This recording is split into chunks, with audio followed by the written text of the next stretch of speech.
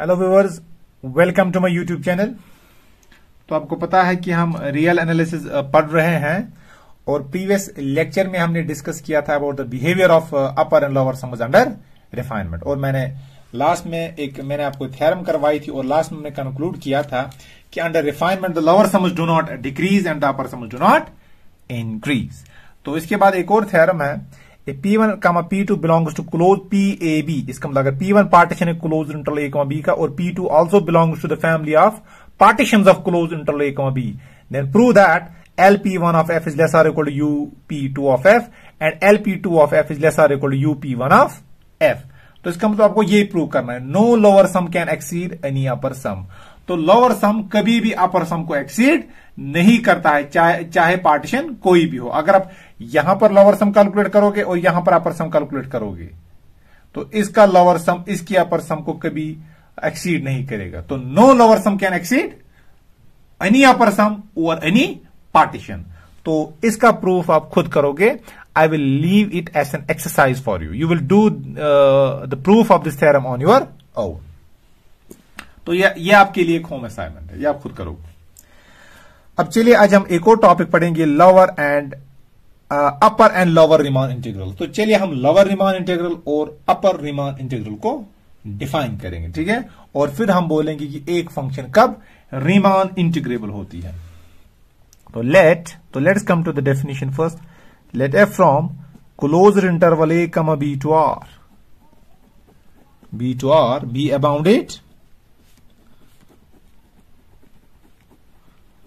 be a bounded function. Be a bounded function. Then for every P belongs to PAB. मैंने आपको बोला था what this PAB means. PAB means the set of the partitions of closed interval A, B. अब ये बोल रहा है P belongs to PAB, इसका मतलब P क्या है? P is the partition of closed interval A, B. We have, तो ये थ्योरम हमने की थी, MB माइनस A, ये थ्योरम मैंने आपको करवाई थी। We have done this theorem, है? We have done this theorem, हाँ ये थ्योरम, हाँ ये थ्योरम जो मैं बोल रहा था, ये थ्योरम, यस दिस थ्योरम है, ये मैंने प्रूव करवाया था ना इस थ्योरम का आपको लास्ट में। M B minus A less or equal to LPF is less or equal to UPF that is less or equal to capital M B minus A, where small M is the infimum of F on closed interval A, B and capital M is the supremum of F on closed interval A, B. तो यही theorem हम यहां पर use करेंगे। This was the statement of the theorem. तो ये इसका statement था, ठीक है। तो यही मैं यूज करूंगा। तो let f from A, closed interval A, B to R be a bounded function. Then for every P belongs to PAB, means for every partition P of closed interval A, B, we have MB minus A is lesser or equal to LPF, that is lesser or equal to UPF, that is lesser or equal to capital MB minus A. तो partition अब कोई भी लो, कोई भी partition क्यों ना लो, तो जो यूपीएफ होगा ये हमेशा इसे छोटा आएगा, कैपिटल एम बी माइनस ए से छोटा आएगा। Wire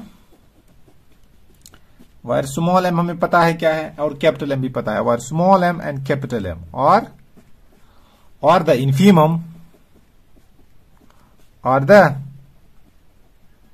infimum and supremum of F on closed interval A, B। ये इनफीमम और सुप्रीमम है F का क्लोज्ड इंटरवल A, B पर respectively. Small m stands for infimum and capital M stands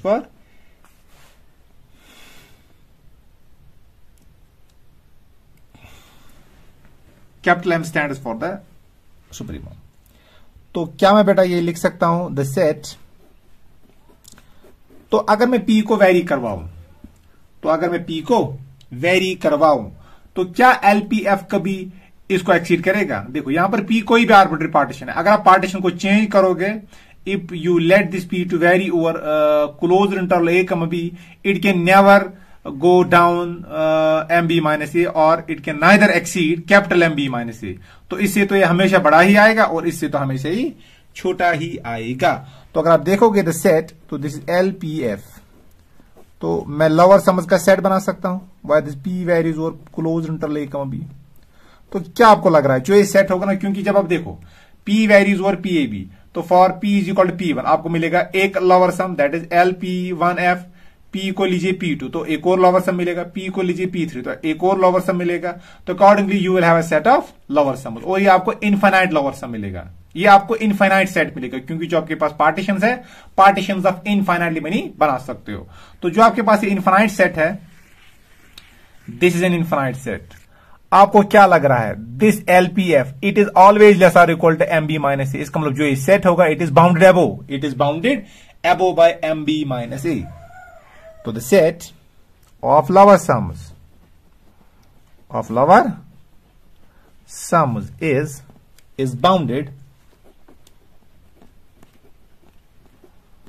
is bounded above by capital MB minus E. तो अगर ये set infinite set है और बाउंडेड अबो है, तो हम जानते हैं जो कोई भी सबसेट होता है R का, अगर वो बाउंडेड अबो होगा तो उसका लीस्ट अपर बाउंड एग्जिस्ट करता है R में.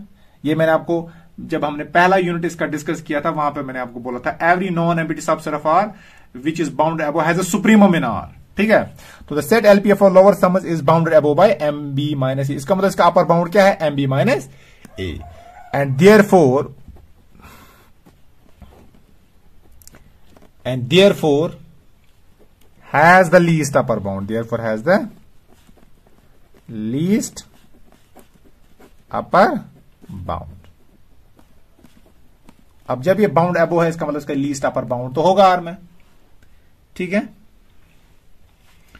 तो इसका लीस्ट अपर बाउंड होगा. अब देखिए इसी तरह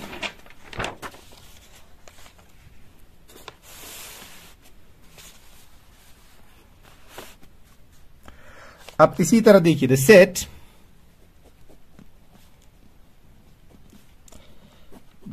UPF. अगर हम ये सेट लेंगे and P belongs to PAB, again it is an infinite set of upper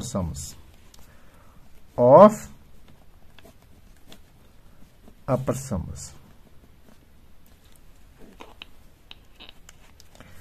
the set UPF P values over closed interval A, B of upper sums is bounded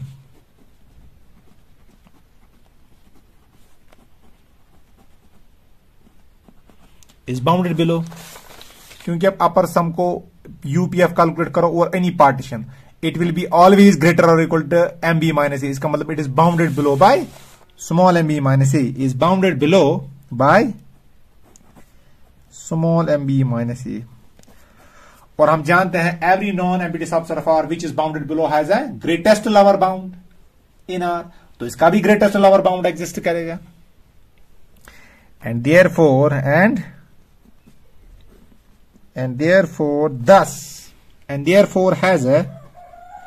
has a greatest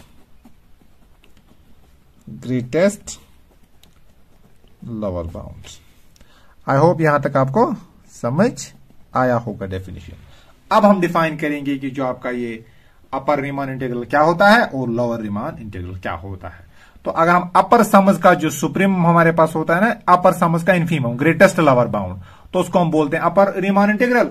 और जो lower समझ का least अपर bound होता है या जिसको हम supremum बोलेंगे वही होता है लोअर रीमान इंटीग्रल. क्योंकि जो आपके पास ये लोअर समझ का सेट है ना, इनफाइनाइट सेट, ये बाउंडेड अबो है. जब बाउंड अबो होगा तो इसका सुप्रीमम होगा, इसका लीस्ट अपर बाउंड होगा. और इसी तरह जो आपके पास ये अपर समझ का सेट है ये बाउंडेड बिलो है, इसका मतलब इसका ग्रेटेस्ट लोअर बाउंड होगा, या ग्रेटेस्ट लोअर बाउंड को हम दूसरा नाम क्या बोलते हैं, इन्फीमम होगा. ठीक है. तो जो lower Riemann integral, lower Riemann integral of f on closed interval a comma b is denoted and defined as is denoted and defined as, उसको हम डिनोट और डिफाइन देखिए कैसे करते हैं, is denoted and defined as, that is lower integral a to b f of x dx। तो ये आपका बेटा आएगा, तो ये आपका आएगा, तो lower, it is the lower Riemann integral. तो लोअर रीमान इंटीग्रल को हम डिफाइन करेंगे, क्योंकि जब हम इसका लेंगे ना, ये हमारे पास सेट है, क्या है, ये सेट है, that is LPF and P varies और close interval PA comma B।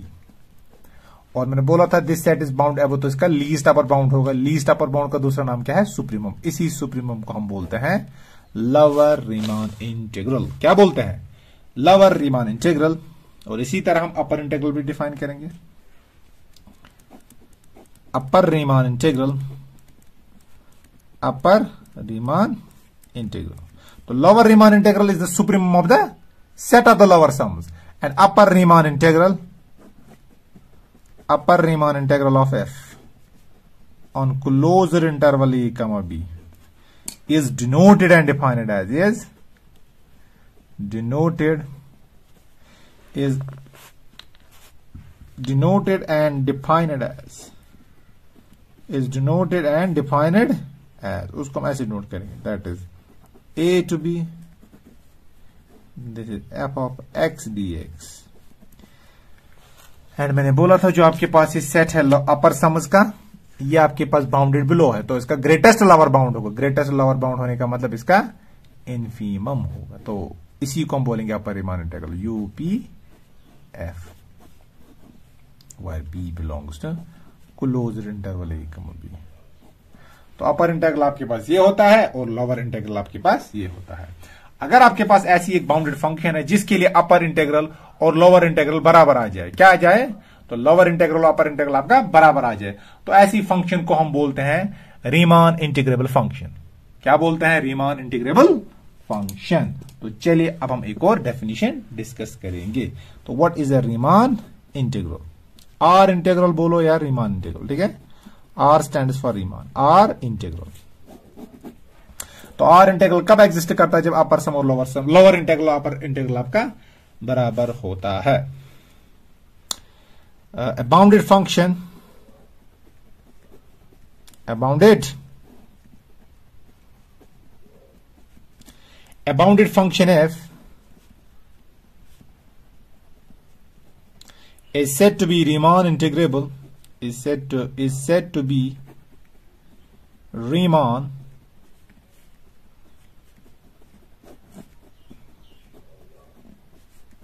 is said to be Riemann integrable, और सिंपली इसको हम बोलते हैं और integrable. is said to be Riemann integrable, या सिंपली बोलो और integrable on closed interval a comma b if and only if। तो किसी भी बाउंडेड फंक्शन f को हम बोलते हैं ये रीमान इंटीग्रेबल है closed interval a comma b, if and only if lower integral, तो लोअर रीमान इंटीग्रल ये आपका अपर रीमान इंटीग्रल के बराबर होगा। तो जब लोअर रीमान इंटीग्रल आपका अपर रीमान इंटीग्रल के बराबर होगा, तो फिर हम बोलते हैं जो आपके पास ये फंक्शन है ये इस इंटरवल पे रीमान इंटीग्रेबल है। और इसका कॉमन वैल्यू को हम ऐसे नोट करते हैं, the common value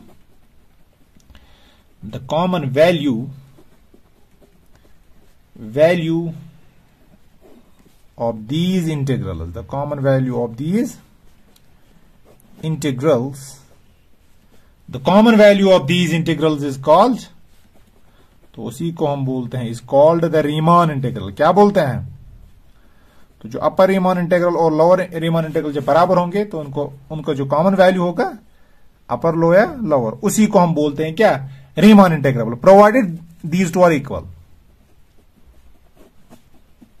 Riemann integral की बात तब हम कर सकते हैं जब lower Riemann integral upper Riemann integral के बराबर होगा। The common value of these integral is called the Riemann integral of F on closed interval A comma B and is denoted by closed interval a comma b f of x dx। और जो ये आपके पास ये interval a comma b है ना, फिर हम इसको बोलते हैं रेंज ऑफ द इंटीग्रेशन। क्या बोलते हैं? Range of the integration. तो जब हम अपर रीमान इंटीग्रल और लोअर रीमान इंटीग्रल बराबर आपका होता है, तो फिर हम जो कॉमन वैल्यू इन इंटीग्रल्स का होता है उनको हम डिनोट करते हैं ऐसे, integral from a to b F X dx। इसी को हम बोलते हैं रीमान इंटीग्रल। और जो close interval a comma b है, इसको फिर हम बोलते हैं रेंज ऑफ द इंटीग्रेशन। और इस a को बोलते हैं lower limit of the integration, और इस b को हम बोलते हैं upper limit of the integration. ठीक है। सो दस तो a to b f of x dx। तो ये आप लो लोअर इंटीग्रल, और यही आपका बेटा होता है अपर इंटीग्रल। तो this lower integral is equal to upper integral, then we can say that the function is Riemann integrable. We can say the function is Riemann integrable. अब जब हम कभी कभार देखें, हमेशा ये नोटेशन हम यूज करेंगे, f belongs to R A B, f belongs to R A B, ये नोटेशन याद रखना है। तो जब भी मैं ये नोटेशन यूज करूं ना, f belongs to R A B, इसका मतलब f is Riemann integrable on close interval a comma b। तो R A B stands for the family of functions which are Riemann integrable on close interval a comma b। तो ये are A B किसके लिए stand है? It stands for all those functions which are Riemann integrable on close interval a comma b। जब f इसका element होगा, इसका मतलब f is also Riemann integrable on close interval a comma b। तो जब मैं लूंगा f belongs to R A B, इसका मतलब है f is Riemann integrable on close interval a comma b। I hope it is clear. तो चलिए अब एक थ्योरम करेंगे। जो अपर रीमान इंटीग्रल होता है ना, इट इज ऑलवेज ग्रेटर और equal to lower Riemann integral. तो यही है हमारी एक theorem. This is the proof is very easy. तो let us discuss the proof of this theorem. तो सबसे पहले मैं स्टेटमेंट लिख लेता हूं, ठीक है। If f from closed interval a comma b to r is a bounded function, is a, तो अगर आपकी ये bounded is a bounded function, then f of x dx, what is this? Lower Riemann integral is always less or equal to upper Riemann integral. The lower Riemann integral is always less or equal to upper Riemann integral. This is very easy. The proof is very, very, very easy.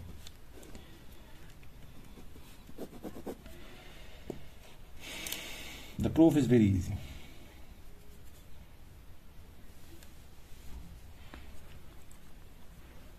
अब देखिए, let P1 comma P2 belongs to PAB. इसका मतलब P1 भी partition है close interval A comma B का, और P2 भी partition है close interval A comma B का। तो देन मैंने आपको बोला था, क्या बोला था मैंने आपको, जो LP1 ऑफ F है that is less or equal to UP2 of F। तो जो आपका ये अपर सम है या लोअर सम है, it can never exceed any upper sum और एनी पार्टीशन। ठीक है, ये मैंने इस लेक्चर के स्टार्ट में ही आपको बोला था, और मैंने बोला था I am leaving this as an exercise for you. इसको आप खुद कीजिएगा, ठीक है। अब चलिए बेटा देखिए क्या करेंगे, हम P2 को फिक्स रखेंगे फॉर द टाइम बिंग। इस P2 को फिक्स रखिए, इस P1 को आप चेंज कीजिए। तो we will keep this P2 fix for the time being and we will allow P1 to change over close interval A comma B over PAB। क्या कोई भी लोअर सम इस अपर सम को एक्सीड कर सकता है? नहीं करेगा। तो जो कोई भी लोअर सम आपको यहां पर मिलेगा, अगर हम P1 को चेंज करें, that is P1F, LP1 of F, LP1 prime of F, LP1 double prime of F, so on and so fourth. जो कोई भी आपको पार्टीशंस मिलेंगे ना, और उन पर लोअर सम कैलकुलेट करो, it can never exceed any upper sum. And this is true, this is true, this is true for each P1, for each P1 belongs to closed interval A comma B। अब चलिए बेटा हम क्या करेंगे, keeping P2 fixed. तो चलिए P2 को मैं फिक्स लूंगा फॉर द टाइम बिंग। तो जो आपका ये सेट मिलेगा था, the set LP1 of F। तो ये सेट है P1 belongs to closure interval A, B, has the upper bound, has the upper bound, has the, तो इसका अपर बाउंड क्या होगा? इसका upper bound UP2 of F होगा। आई होप इट इज क्लियर। तो अगर मैं P2 को फिक्स रखूं तो जो आपका ये सेट आएगा ना LP1 of F, where you allow P1 to vary और PAB, तो जो ये लवर सम, जो कोई भी एलिमेंट इस सेट ऑफ लवर सम्स का होगा, ये इस UP2F से हमेशा छोटा आएगा। इसका मतलब जो ये UP2 ऑफ F है, UP2 of F, it is the upper bound of this set. ये इस सेट का अपर बाउंड है, ठीक है। तो ये इस सेट का अपर बाउंड है और हम जानते हैं इस सेट का इन्फीमम एग्जिस्ट करता है, ठीक है, नहीं सुप्रीमम एग्जिस्ट करता है।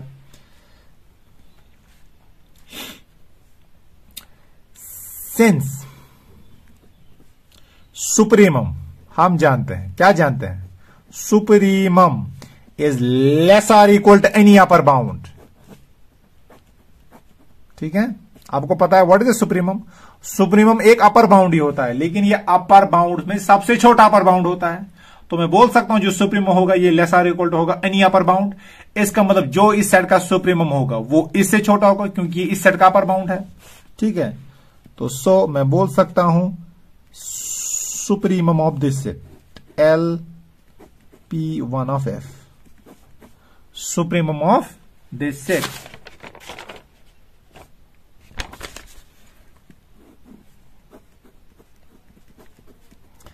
क्लोजर इंटरवल A, B, यह आपको मिलेगा less or equal to UP2 of F। I hope it is clear. समझ आया? ये से तो छोटा ही आएगा क्योंकि इसका अपर बाउंड है और सुप्रीमम किसी भी अपर बाउंड से छोटा होता है या ज्यादा से ज्यादा इक्वल होगा अगर कोई भी अपर बाउंड आपका सुप्रीमम में हो, ठीक है। सुप्रीमम किसी भी अपर बाउंड से छोटा ही होता है या ज्यादा से ज्यादा इक्वल होता है, क्योंकि ये सुप्रीमम खुद भी एक अपर बाउंड होता है। It is the smallest upper bounds, it is the smallest upper bound among all upper bounds. तो ये है आपका सुप्रीमम LP1 ऑफ F। तो व्हाट इज दिस? ये तो हमारा लोअर इंटीग्रल है f of x dx, that is less or equal to UP2 of F, ठीक है। तो हमने यहां पर for the time being P2 को फिक्स रखा था। चलिए हम अब P2 भी चेंज करेंगे। अगर हम P2 भी चेंज करेंगे, आप क्या बोल सकते हो? तो जो ये सेट मिलेगा ना आपको अपर सम्स का, it will be always bounded, ये इसका लोअर बाउंड होगा। देखिए अगर हम यहां पर ये सेट लेंगे, P2 को हम चेंज करवाएंगे, तो अपर सम्स का जो आपको सेट मिलेगा ये इसका लोअर बाउंड होता है। तो हम जानते हैं जो कोई लोअर बाउंड होता है ये हमेशा लेस आर इक्वल इन्फीमम होता है, क्योंकि इन्फीमम लोअर बाउंड में सबसे बड़ा लोअर बाउंड होता है, ठीक है। हम बोलेंगे this is true, this is true, this is true for each P2, this is true for each P2 belongs to PAB। So thus the set,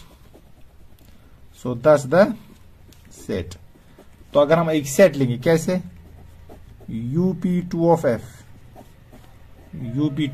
F and P2 varies over PAB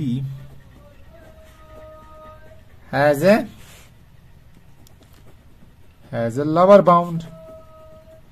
तो इस set का lower bound क्या है? That is this lower Riemann integral of F, ठीक है। तो since lower bound, तो any lower bound that is less or equal to infimum, और ये तो हम जानते हैं क्योंकि इन्फीमम लोअर बाउंड से सबसे बड़ा लोअर बाउंड होता है, ठीक है। तो मैं बोलूंगा तो ये इसका लोअर बाउंड है। तो मैं बोल सकता हूं जो आपका ये इन्फीमम होगा इस सेट का, इससे तो ये छोटा ही होगा, क्योंकि इन्फीमम लोअर बाउंड में सबसे बड़ा लोअर बाउंड होता है। तो वो रहा, तो क्या मैं लिख सकता हूं? This is lower Riemann integral that is less or equal, what is infimum of the upper sum? That is upper Riemann integral f of x dx। So this complete is the proof of this theorem. तो ये proof complete हो गया। तो आप बोलोगे lower sum can never upper lower Riemann integral is always less or equal to upper Riemann integral, hence proved. तो I hope जो मैंने आपको आज ये कंटेंट्स और ये डेफिनेशंस पढ़ाए तो आपको ये समझ आए होंगे। तो जितना हम अब इस कोर्स को आगे लेके चलेंगे उतना ही हम और थ्योरम्स करेंगे, और इस पे बाद में हम लास्ट में जब हम इस यूनिट को कंक्लूड करेंगे हम इस पे कुछ क्वेश्चंस भी करेंगे। तो आई होप आपको ये आज का लेक्चर समझ आया होगा। तो ज्यादा से ज्यादा आप इस चैनल को शेयर कीजिए, सब्सक्राइब कीजिए और लाइक कीजिए, और do mention your feedbacks in the comments section. Bye bye, thank you.